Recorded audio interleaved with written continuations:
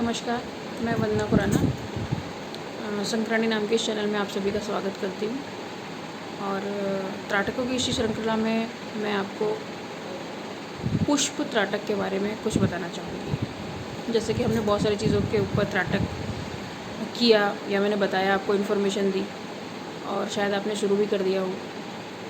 तो अब बहुत सारी चीज़ें ऐसी होती हैं कि हमारे और ऐसी कौन सी नज़दीकी चीज़ें हैं जिस पे हम त्राटक कर सकते हैं। तो फूलों के ऊपर, चाहे कमल का फूल है, गुलाब का फूल है, गुड़हल का फूल है, तो आप इन फूलों के ऊपर भी त्राटक कर सकते हैं।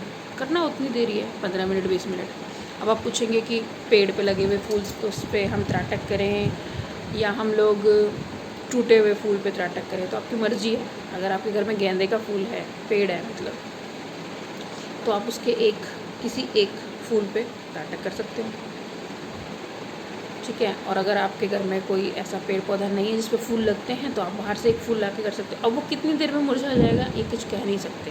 जैसे गुलाब है, वो काफ़ी देर तक मुरझाता नहीं है, या गेंदा है, कई सारे फूल हैं जो कई घंटे तक नहीं मतलब मुरझाते हैं, तो वो कोई दिक्कत नहीं है, आप कोई भी फूल ला के रख सकते हैं।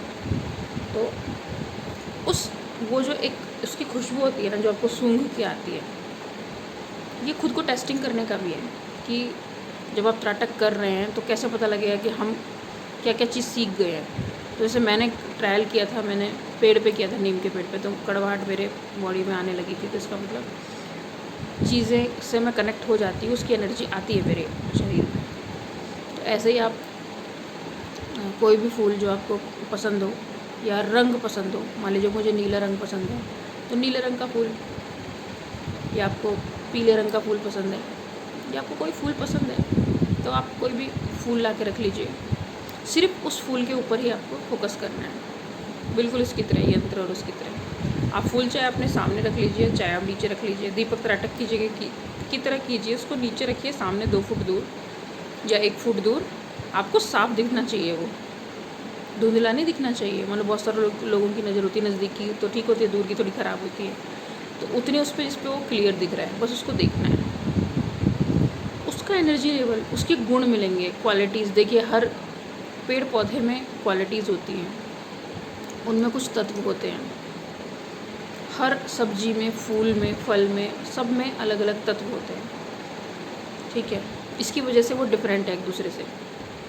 तो हम यहाँ किसी न किसी तरीके से, मैंने बोला बार बार, मैं यही कहती हूँ अपनी वीडियो में, हमें प्रकृति से, ब्रह्मांड से, हमें एनर्जी से जुड़ना है। और ये हमारी एनर्जी का एक लिंकअप है। त्राटक जो है एक कड़ी है जो हमें हमारी एनर्जी से लेके, जो सुप्रीम एनर्जी है, एक बहुत बड़ी एनर्जी है, उससे कनेक्ट करती है। फिर हमें जितनी एनर्जी की ज़रूरत होगी वो धीरे धीरे हमारे से अपने आप ही कनेक्ट हो जाएगी, ठीक है। लेकिन इसकी प्रैक्टिस हमें करनी पड़ेगी। तो अच्छा है, अब आप बोलो कि आपके एरिया में तो कोई फूल नहीं खिलता, ठीक है ना। बहुत एरिया ऐसे जो फूल जहाँ पे नहीं मिलते हैं, तो वह बहुत कम मिलते हैं। तो आप कोई फूल का मतलब पौधा ले आइए जिस पे कोई जल्दी फूल खिलते हों, तो आप उन पे भी कर सकते हैं।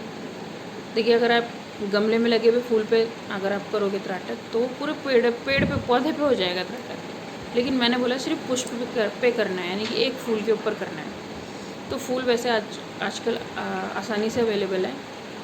तो अब उस फूल की भी एक आकृति होती है, ठीक है ना। मान लीजिए गुड़हल का फूल है, उसकी आकृति दूसरी है। कमल का फूल है, उसकी आकृति दूसरी है। गुलाब का फूल है, उसकी आकृति दूसरी है। यहाँ पे आपको रंग की एनर्जी मिलेगी, कलर की, उसकी आकृति, फूल की जो आकृति है उसकी एनर्जी मिलेगी, ठीक है। तीसरी चीज़ है रंग की आपको एनर्जी मिलेगी, आकृति की एनर्जी मिलेगी। तीसरा जो उसके अंदर गुण है, हर पेड़ पौधे में उसकी पत्ती पत्ती में गुण है।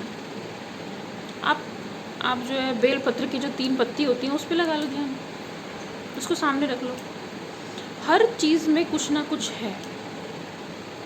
इसका मतलब ये नहीं कि पूरी ज़िंदगी हम लोग ये सोचेंगे कि भाई हम तो ऐसे सारी ज़िंदगी निकल जाएगी हमारी त्राटक करते करते, हो सकता है हम 10 20 100 50 चीज़ों पे कर लें त्राटक। ऐसा नहीं है। आपको सिर्फ फोकस करना सीखना है। जब आप फोकस करना सीख जाओगे ना, तब आपको सेकंड्स लगेंगे जुड़ने में किसी भी चीज़ से, और आपको उसकी एनर्जी मिलने लगेगी। तब आपको 13 दिन त्राटक करने की ज़रूरत नहीं है उस पर। यही मैं आपको सिखाना चाह रही हूँ। हर त्राटक में मैं आपको यही बोल रही हूँ कि खुद को कनेक्ट कर लो। उसके बाद आप जहाँ देखोगे वहीं कनेक्ट हो जाओगे, ऑटोमेटिक जुड़ा हुआ महसूस करोगे। फिर आप मंदिर जाओगे, भव्य मूर्ति देखोगे, उनको कुछ सेकंड के लिए आप देखोगे, मूर्ति पे ध्यान दोगे, किसी भी भगवान जी की मूर्ति पे ध्यान दोगे, तो आप ऑटोमेटिक कनेक्टेड महसूस करोगे उनसे। आपको उस मूर्ति की एनर्जी, उनकी एनर्जी, क्योंकि देखिए जहाँ पे प्राण प्रतिष्ठा होती है ना मंदिरों में, जहाँ पे दिन रात पूजा अर्चन चलता है, पठन पाठन, वहाँ पे मंत्र उच्चारण सब कुछ चलता है, वो एनर्जी वहीं घूम रही होती है। लेकिन जब आप रिसीवर ही नहीं बनोगे तो आपको एनर्जी कहाँ से मिल जाएगी?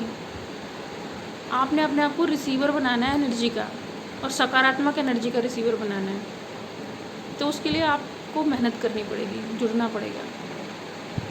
जब भी आप फिर किसी मंदिर में जाएंगे, जब भी आप ध्यान लगाओगे, तो वहाँ जो भी सकारात्मक एनर्जी होगी तुरंत आपसे कनेक्ट हो जाएगी। ये चीज़ें आपको तब तक समझ में नहीं आएंगी जब तक आप इसको करते नहीं हो, प्रैक्टिकल नहीं करते।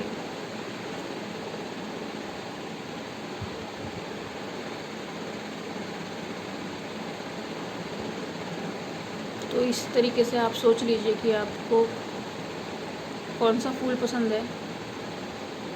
फिर मैं हर बार की वीडियो की तरह यही बोलूँगी कि वेजिटेरियन डाइट लीजिए, कोई अल्कोहल नहीं लेना है आपको कभी भी जीवन में। ऐसा नहीं कि त्राटक कर रहे हैं तो ही नहीं लेना, फिर शुरू कर देना है, ऐसा नहीं है। वो एनर्जी आपकी ख़राब कर देगा।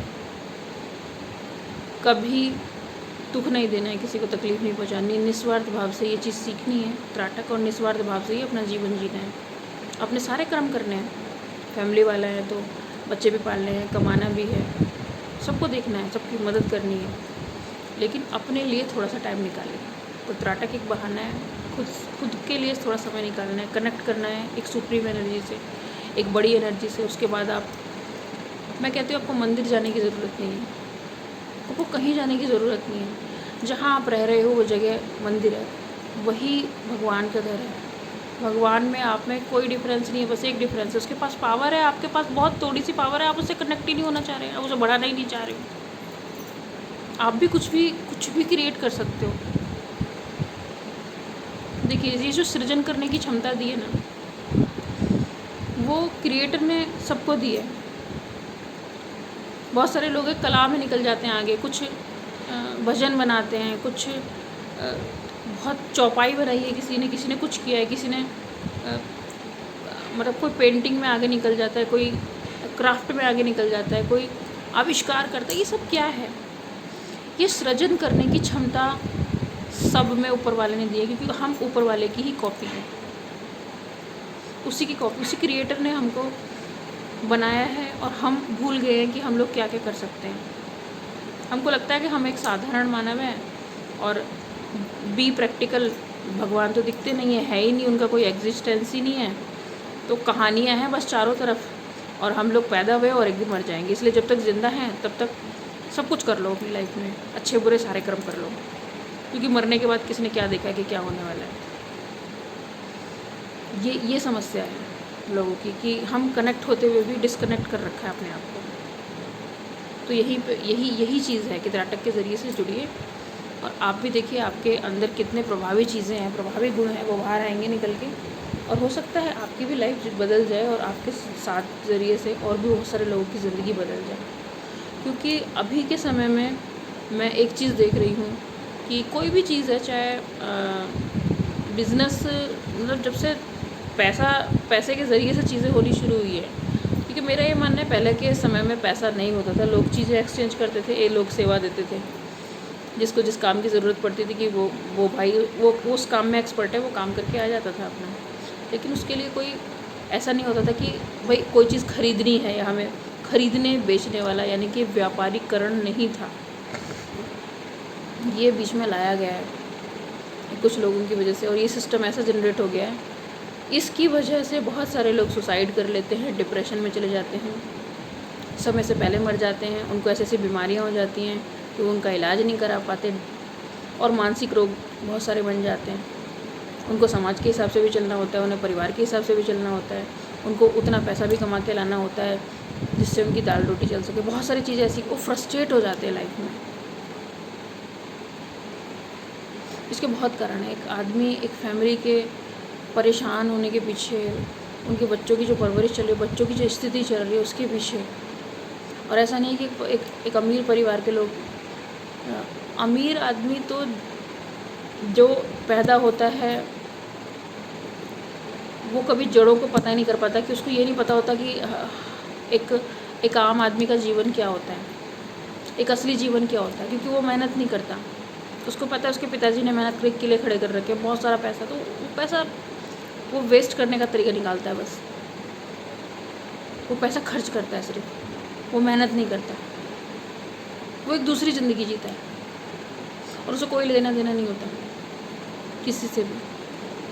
इमोशनली वो कभी किसी से अटैच नहीं होता। जो लोग रूट लेवल पे काम करते हैं वो बहुत इमोशनल होते हैं, वो अटैच्ड होते हैं, उनको तकलीफ़ें होती है, वो परेशान होते हैं, वो बहुत रोते हैं।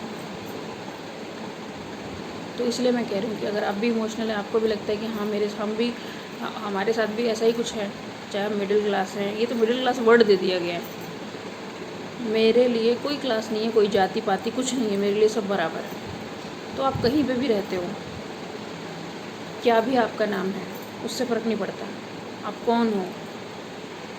आप सबके साथ एक ही चीज़ चल रही है, आप परिस्थितियों से जूझ रहे हो।